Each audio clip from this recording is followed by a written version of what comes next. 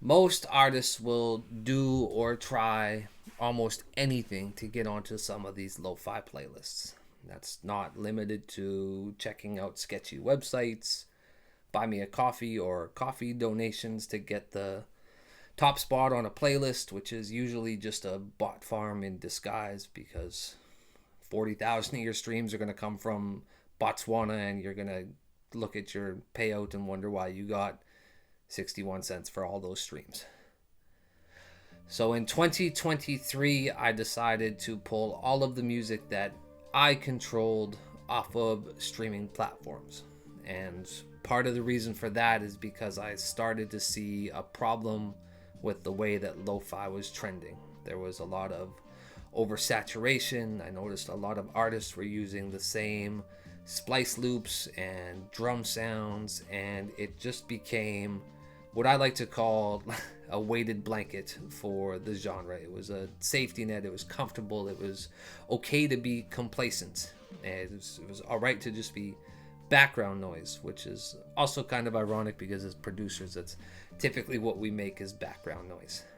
But I also realized that the playlist ecosystem wasn't sustainable from an artistic or a financial standpoint. As artists, a lot of us want to make a few extra bucks from our music, and there's absolutely nothing wrong with wanting to or not wanting to. But the playlist ecosystem to me just wasn't sustainable artistically because I started to realize that if Spotify was to disappear tomorrow, if they crashed, all of the music on those playlists would be gone.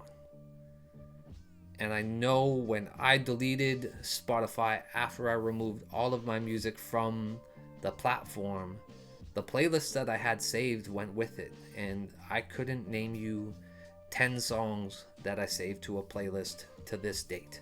I haven't gone back to find them. I haven't gone back to search. I've forgotten about them entirely. So part of the reason that I changed direction was I was actually having a conversation with one of the artists that I work with very closely, Cal Kappa, and I related it to when we were in high school, and it was cool to be underground and hate on mainstream music because it all sounded the same and it was all poppy and oversaturated. And I realized that in trying to play the playlist game, we were ultimately doing the same thing that we complained about in high school. And high school me would love to push the creative boundaries and really like make my own CDs and music, and so I swerved and I decided to go direct to consumer because it's feasible now. You can do those things. So I went and set up a Bandcamp and a Patreon, and I started releasing these artifacts. And in removing myself off streaming platforms, I have a handful of physically tangible artifacts, as I like to call them, that get sent out on a month-to-month basis to some people or released in super limited quantities. And it's part of the process and the trial and error that I love so much, and not knowing if something's going to work or being able to just try new things instead of just hitting the upload button.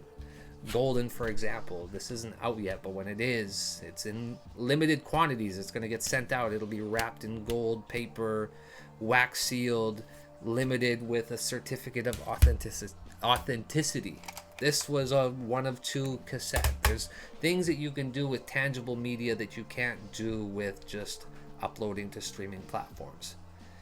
And so this is the new way. Like I said, we do artifacts and we prioritize the preservation of a culture that has given so many of us so much and awarded us so many opportunities, and we choose culture over content and quality over quantity. And so it's not necessarily for everybody. It's not about playlists. It's not about numbers. It's about the preservation and the culture. And if that's sounds like you and you're here already, you know where to dig to find it.